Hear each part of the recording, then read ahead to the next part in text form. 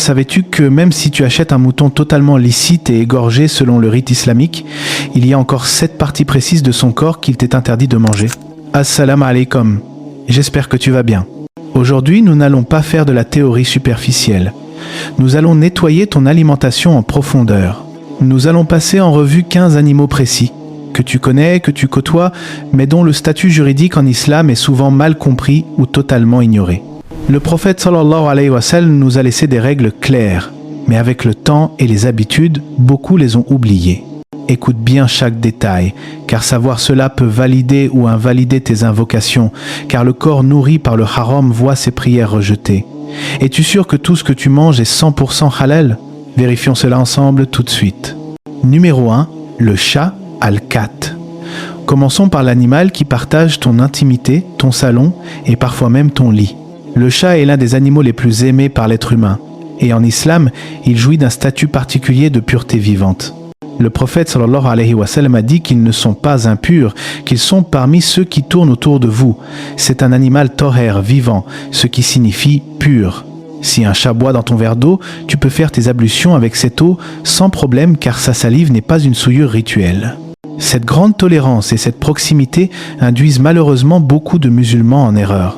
Ils se disent, si sa salive est pure et qu'il est pur vivant, alors sa viande doit être bonne à manger comme celle du mouton. C'est une erreur gravissime et une confusion totale entre la pureté rituelle et la licéité alimentaire.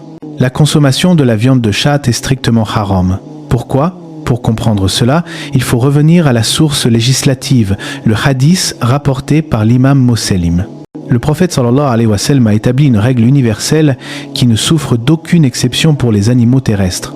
Il est interdit de manger tout animal féroce ayant des dents de chien, ce qu'on appelle en arabe dhunab. Le chat, biologiquement, physiologiquement et comportementalement, est un félin. Il est équipé de canines pointues et tranchantes. Même s'il mange des croquettes chez toi, sa nature profonde est celle d'un prédateur. Il utilise ses crocs pour chasser les souris, tuer les oiseaux et déchirer la chair. L'interdiction ici est liée à sa nature de prédateur. En islam, on considère que l'alimentation influe sur le comportement et l'âme de celui qui mange. Manger des animaux prédateurs, agressifs, qui tuent pour se nourrir, transmettrait cette agressivité et cette nature sauvage à l'âme humaine. De plus, bien que le chat soit domestique, il ne rentre pas dans la catégorie des an'am, qu'Allah a créé pour la consommation. Il est créé pour la compagnie, pour chasser les nuisibles de la maison, mais pas pour finir dans une assiette. Il ne faut jamais laisser ses émotions prendre le dessus sur les textes sacrés. Ce n'est pas parce que tu aimes ton chat qu'il est halal. Et ce n'est pas parce qu'il est propre qu'il est comestible. La règle du possesseur de canines s'applique à lui avec toute sa force. Donc, si jamais tu voyages dans des pays où la consommation de chat est une coutume culturelle, rappelle-toi que ta religion passe avant la culture et que cette viande est illicite pour toi. Numéro 2. Le chien al-kelb. Le cas du chien est encore plus strict, plus sévère et nécessite une attention particulière car nous vivons une époque où le chien est humanisé. Beaucoup de gens possèdent des chiens pour la garde, la chasse ou simplement la compagnie. Mais concernant sa consommation, la porte est fermée à double tour. C'est strictement haram. L'interdiction du chien repose sur des preuves encore plus lourdes que celles du chat. Premièrement, le chien est l'archétype même de l'animal interdit par le hadith concernant les animaux féroces ayant des dents de chien. Si le chat est un petit prédateur, le chien est un prédateur puissant. Sa mâchoire est conçue pour broyer, mordre, tuer et déchirer. Il chasse en meute tout seul et son instinct est celui d'un carnassier. Consommer une telle créature est une transgression directe de l'ordre prophétique. Deuxièmement, il y a la question majeure de la najasa, l'impureté. Contrairement au chat qui est pur vivant, le chien pose un problème d'impureté rituelle pour la majorité des savants. Le prophète sallallahu alayhi wa sallam nous a enseigné que si un chien boit dans un récipient, il faut le laver 7 fois, dont une fois avec de la terre. Cela prouve que sa salive contient une souillure spirituelle et physique très forte. Or, la règle en islam est que nous devons consommer les el-taïbat, les bonnes choses. Un animal dont la salive est une souillure majeure, qui se nourrit parfois de cadavres, d'excréments ou de déchets, ne peut absolument pas faire partie des bonnes choses. Son corps, nourri par l'impureté, devient impropre à la consommation du croyant qui cherche à purifier son corps pour l'adoration. Une question revient souvent. Mais j'utilise mon chien pour la chasse, il m'attrape un lapin halal. Alors pourquoi le chien n'est pas halal ? Il faut faire une distinction vitale. Le chien ici est un outil. Quand tu lances ton chien sur une proie en disant Bismillah, le chien est comme une flèche ou un fusil. Si le chien tue la proie sans en manger et que tu arrives, la proie est licite. Mais l'outil lui-même, le chien, reste interdit. Ce n'est pas parce qu'il attrape du licite qu'il devient licite. C'est une nuance juridique importante. Ne laisse jamais personne te dire que le chien est mangeable sous prétexte qu'il est l'ami de l'homme. En islam, il a sa fonction de garde ou de chasse, mais sa chair est une souillure interdite. Numéro 3, l'âne domestique, al-himar al-ahli. Faites très attention à ce point, car c'est ici que beaucoup de gens tombent dans le piège par manque de science. L'âne est un animal complexe en jurisprudence car il existe sous deux formes qui se ressemblent physiquement, mais dont le jugement est diamétralement opposé. Il y a l'âne sauvage, qu'on appelle aussi zèbre, al-himar al-warshi, et il y a l'âne domestique, celui que tu vois dans les fermes et les villages. L'âne sauvage est halal. Tu peux le chasser et le manger. Les compagnons du prophète en ont mangé. C'est considéré comme du gibier, un animal pur qui se nourrit de plantes et qui n'est pas asservi par l'homme au quotidien. Par contre, l'âne domestique est strictement haram. Pourquoi ? L'interdiction n'est pas venue au début de l'islam. Pendant longtemps, les gens en mangeaient peu, être par nécessité. Mais lors de la bataille de Khaybar, un événement majeur s'est produit. Les compagnons avaient faim et avaient commencé à cuire de la viande d'âne domestique dans leur marmite. Le prophète sallallahu alayhi wa sallam a alors ordonné à un crieur d'annoncer « Allah et son messager vous interdisent la chair des ânes domestiques car elle est une souillure utilisant le terme rajis ». Il a ordonné de renverser les marmites alors que la viande cuisait. C'est une preuve éclatante. Le prophète a utilisé le mot rajis qui désigne une impureté, une saleté, quelque chose de répugnant spirituellement. Cette interdiction est spécifique à l'âne qui vit avec l'homme, qui porte ses fardeaux. C'est une épreuve pour le croyant de distinguer entre deux animaux très proches et de respecter la limite fixée par Allah. Si on te sert de la viande d'âne dans un village, tu dois impérativement demander « est-ce un âne de brousse ou un âne de village ?» La réponse change tout entre le halal et le haram. Numéro 4, le cheval. Nous arrivons maintenant à un sujet passionnant qui montre la richesse et la complexité de notre fiqh, le cheval. Est-ce un animal noble fait uniquement pour être monté ou est-ce aussi une nourriture ? Ici, tu dois impérativement connaître l'école juridique ou mazhab que tu suis ou celle qui est pratiquée dans ta région, sinon tu risques de juger tes frères à tort. Si tu suis l'école juridique El-Shafiri ou l'école El-Hanbali, la réponse est oui, le cheval est halal. Il se base sur des hadiths authentiques, notamment celui rapporté par Asma bint Abi Bakr qui a dit « Nous avons égorgé un cheval du temps du prophète sallallahu alayhi wa sallam et nous l'avons mangé. » Pour ces écoles, le cheval est un animal propre, herbivore, qui ne possède pas de canines de prédateur et les textes montrent que les compagnons en ont consommé avec l'approbation du prophète. Cependant, si tu vis au Maghreb ou en Afrique de l'Ouest, tu suis probablement l'école El-Malki. Et attention, selon l'imam Malik, manger du cheval est haram ou fortement makrouh selon les avis internes à l'école. L'imam Malik se base sur un verset du Coran dans la sourate An-Nahl où Allah cite les chevaux, les mulets et les ânes pour que vous les montiez et pour l'apparat. Il en a déduit que leur fonction est la monture et la beauté, pas la nourriture, contrairement au bétail cité juste avant pour la consommation. Pour les Malikites, manger le cheval, c'est détourner une créature noble de sa fonction première voulue par Allah. C'est une divergence reconnue. Cela signifie que si tu vois un musulman manger du cheval, ne le traite pas de pécheur, car il suit peu, être la preuve d'Asma bint Abi Bakr. Mais toi, si tu veux rester prudent, ou si tu suis l'école de ta région, abstiens-toi. Numéro 5. La souris et le rat, Al-Fera. Descendons de la noblesse du cheval vers la bassesse des nuisibles, le rat et la souris. Leur interdiction ne souffre d'aucun doute, mais il est important de comprendre la profondeur de la raison. Ces animaux sont classés dans les textes religieux sous le terme de al-foueska. Ce terme arabe est très fort. Il vient de la racine qui signifie la perversité, la sortie de la voie droite, la nuisance. Le prophète sallallahu alayhi wa sallam a nommé le rat la petite bête perverse ou nuisible. Pourquoi cette appellation ? Parce que le rat met le feu aux maisons en rongeant les mèches des lampes, parce qu'il vole la nourriture, parce qu'il vit dans la saleté et propage la maladie. L'islam est la religion de la vie et de la santé. Allah n'a pas rendu licite ce qui est nuisible. Il existe une règle fondamentale. Tout animal que le législateur a ordonné de tuer est interdit à la consommation.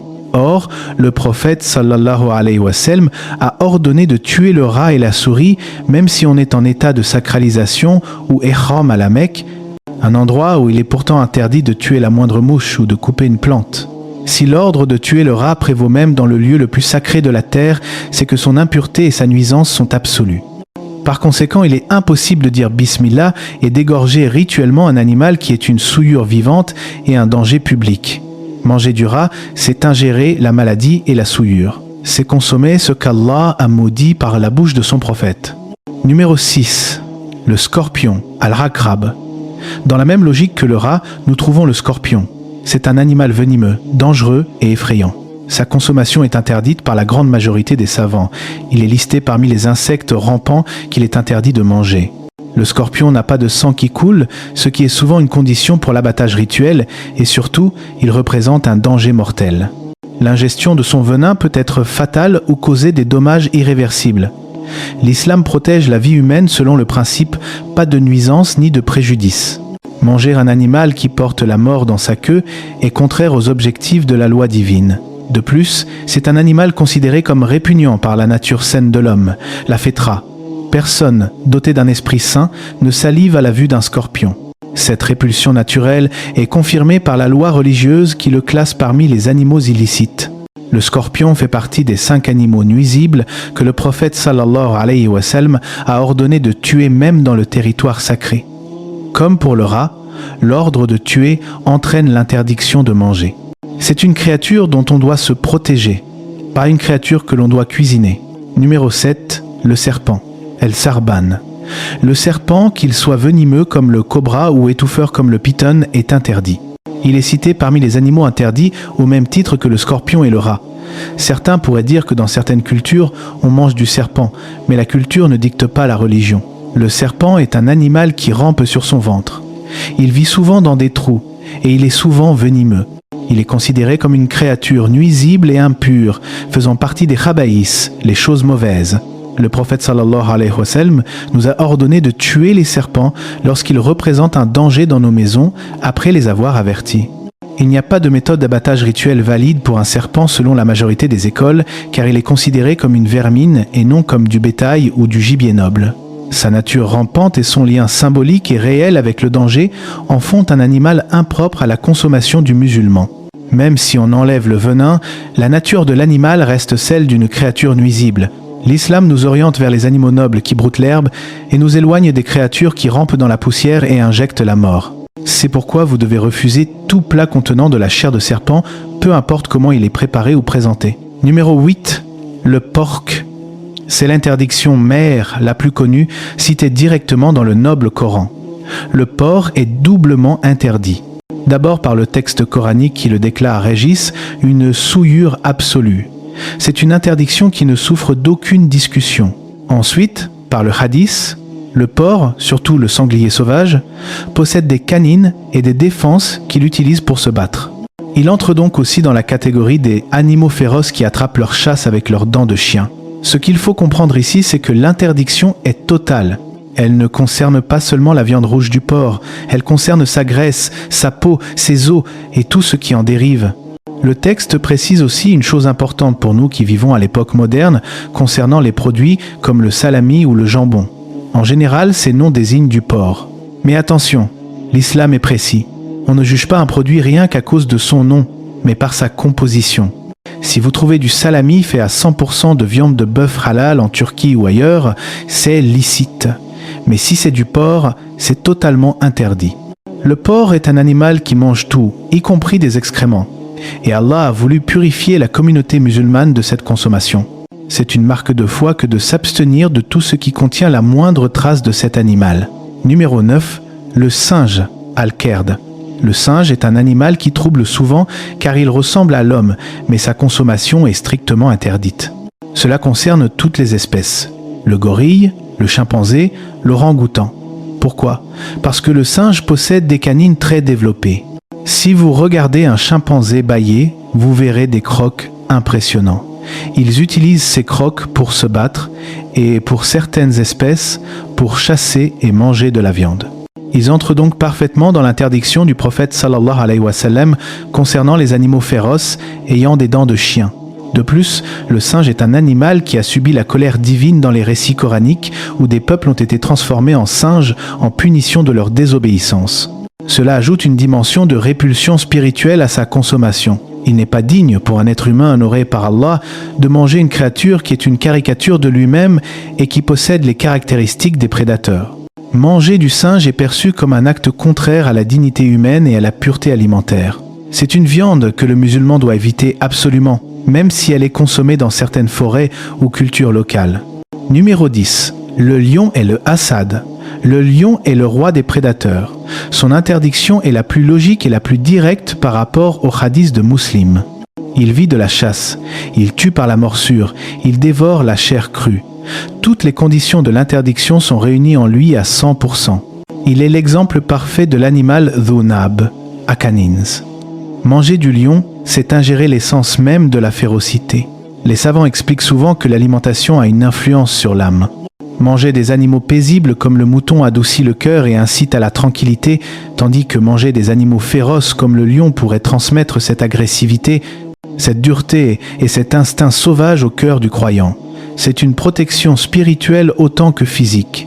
Le lion est fait pour régner sur la savane, pas pour être dans votre assiette. Sa viande est considérée comme illicite par l'unanimité des savants sunnites, car le texte du prophète sallallahu alayhi wa sallam vise spécifiquement ce genre d'animaux pour nous en préserver. Numéro 11. L'éléphant, al-fil. Voici l'un des points les plus débattus et fascinants de la jurisprudence islamique. Peut-on manger de l'éléphant ? La majorité des savants, incluant l'école al-Hanbali, l'école al-Shafi'i et l'école al-Hanafi, disent non. Pour eux, la viande de l'éléphant est interdite. Pourquoi ? Ils se basent sur le hadith des animaux à dents de chien. Ils considèrent que les défenses de l'éléphant, bien que ce soit techniquement des incisives, fonctionnent comme des crocs géants. Comme le disent les textes, les défenses de l'éléphant sont les crocs les plus immenses qui soient. De plus, l'éléphant peut être très agressif et tuer avec ses défenses, ce qui en fait une bête féroce. Cependant, il existe une divergence notable. L'imam Malik avait un avis différent. Certains savants de son école ont affirmé que le caractère répréhensible de la consommation de la viande d'éléphant est moins appuyé que celui des bêtes féroces comme le lion. D'autres savants comme Al-Shabi ont même dit qu'il était permis d'en manger car il est herbivore et n'utilise pas ses défenses pour manger de la viande. Mais l'avis de précaution et l'avis le plus solide suivi par la majorité de la Ummah reste l'interdiction. L'éléphant est considéré comme une bête féroce dotée de défenses redoutables et d'une nature imposante qui ne convient pas à la consommation humaine ordinaire. Numéro 12. L'aigle Nesr. Nous levons les yeux vers le ciel pour appliquer la deuxième partie du hadith prophétique. On ne mange pas les oiseaux qui chassent avec leurs griffes. Ce qu'on appelle en arabe mokheleb, l'aigle est le premier sur la liste des interdictions. C'est un rapace puissant, ses serres sont ses armes. Il saisit le lapin ou le poisson, le transperce et l'emporte. Dès qu'un oiseau utilise ses pattes pour chasser, il devient illicite. C'est une règle universelle en islam. Cela inclut l'aigle royal, l'aigle pêcheur, le faucon, l'épervier et le milan. Contrairement au poulet ou au pigeon qui picorent le grain et n'ont pas de griffes offensives, l'aigle est un prédateur pur. Sa viande est interdite par consensus, basé sur le texte clair du prophète sallallahu alayhi wa sallam. L'islam distingue clairement entre les oiseaux granivores inoffensifs qui sont halal et les oiseaux carnivores à serre qui sont haram. Manger un aigle, c'est manger un prédateur. Et comme pour le lion, cela est interdit pour préserver la nature du croyant. Numéro 13. Le corbeau et le vautour. El Rarab, ces oiseaux sont doublement interdits. D'abord par leur nature physique, becs et griffes, mais ensuite et surtout par leur régime alimentaire. Le vautour est un charognard strict. Il ne chasse presque pas, il attend la mort. Il mange la chair en décomposition, les cadavres infectés, les géifas. Le texte est clair. On ne peut pas manger les oiseaux qui mangent des charognes. L'islam est une religion de pureté. Un animal qui se construit en mangeant de la pourriture devient lui-même une pourriture. Manger un vautour, c'est manger indirectement la carcasse malade qu'il a avalée. Le corbeau est également cité parmi les animaux nuisibles que le prophète sallallahu alayhi wa sallam a ordonné de tuer. S'il est nuisible et doit être tué, il ne peut pas être mangé. Le corbeau est souvent un oiseau de mauvais augure qui vit dans les détritus. Sa consommation est donc interdite pour protéger l'homme des maladies et de l'impureté. C'est une interdiction de bon sens sanitaire et spirituel. On ne touche pas à ce qui se nourrit de la mort et de la saleté. Numéro 14, le crocodile, Al-Timsah. Le crocodile est un cas d'école très intéressant. Il vit dans l'eau et généralement, tout ce qui vient de la mer est licite. Mais le crocodile est-il un poisson ou un monstre terrestre?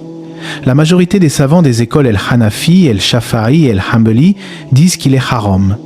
Ils avancent deux arguments forts. Premièrement, c'est un animal à crocs, sunab.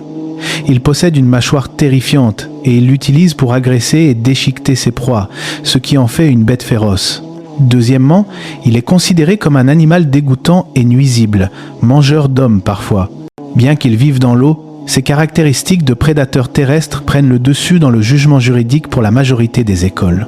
Il est interdit d'en manger selon l'avis le plus juste. Cependant, notez bien que pour l'école El-Maliki, qui considère que tout animal marin est licite sans exception, le crocodile pourrait être mangé s'il est abattu correctement, car ils appliquent le verset général sur la chasse en mer.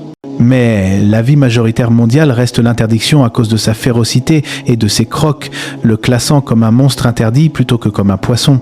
Numéro 15, la crevette. La crevette. Nous terminons par le point le plus surprenant, celui qui va peu être choquer certains d'entre vous, la crevette. C'est un délice consommé partout. Si vous suivez les écoles El-Maliki, El-Shafi'i ou El-Hanbali, pas de panique, on peut manger tous les produits de la mer. Pour eux, la crevette est 100% halal, car elle fait partie de la pêche maritime. Mais si vous suivez l'école El-Hanafi, la règle est stricte. Selon l'école hanéfite, on ne peut manger aucun produit de mer qui n'a pas la forme de poisson. Pour les savants hanéfites, la mer contient des poissons licites et des insectes de mer. Ils considèrent que la crevette, le crabe, le homard, l'huître, la moule ou le calamar ne sont pas des poissons. Ils ressemblent aux insectes terrestres et sont donc considérés comme répugnants. Ainsi, il n'est pas permis de manger les animaux tels que la crevette ou le homard chez les hanéfites stricts. C'est une divergence fascinante. Si vous invitez un ami musulman turc ou pakistanais qui suit cette école, ne lui servez pas de crevettes sans lui demander son avis, car pour lui, cela pourrait être interdit. C'est important de respecter cette divergence et de comprendre que la définition de poisson varie selon les savants. Et enfin, comme nous l'avons expliqué au début de la vidéo, le mouton peut être totalement licite, égorgé selon la sunna, mais cela ne signifie pas que toutes ces parties sont permises. Certaines parties précises du mouton sont interdites à la consommation, et le croyant avisé doit les connaître pour purifier son alimentation et sa pratique religieuse. Voici les 7 parties interdites à consommer dans le mouton. Numéro 1. Le sang coulant est dam el-masfour. C'est le sang qui s'écoule lors de l'égorgement. Allah l'a clairement interdit dans le Coran. Le sang résiduel restant dans la viande après abattage n'est pas concerné, mais le sang collecté ou coulant est haram. Numéro 2. Les organes génitaux. Les parties sexuelles de l'animal, mâle ou femelle, sont interdites à la consommation en raison de leur nature impure et répugnante selon la jurisprudence. Numéro 3. Les testicules, al-khazietan. Ils font partie des parties génitales de l'animal et entrent dans la catégorie de ce qu'il n'est pas permis de consommer. Numéro 4. L'anus et la zone périphérique, ad-dubur wa mahaoula. La région de sortie des excréments et la chair qui l'entoure sont interdites car elles sont liées directement aux impuretés et aux souillures. Numéro 5. La vessie, al-masana. C'est l'organe qui contient l'urine. Elle est liée à la najasa et ne fait pas partie des choses pures destinées à être mangées. Numéro 6. La vésicule biliaire. Elle contient la bile, une substance amère et nuisible. Les savants la classent parmi les parties impures et nocives à la consommation. Numéro 7. Le système nerveux central, moelle épinière nechar. La moelle épinière a été mentionnée parmi les éléments dont la consommation est réprouvée ou interdite selon les avis de savants en raison de sa nature et de ce qu'elle renferme. Dites-moi en commentaire quel animal de cette liste vous a le plus surpris. Partagez cette vidéo pour éviter que vos frères et sœurs ne mangent l'illicite par ignorance. Assalamu alaikum.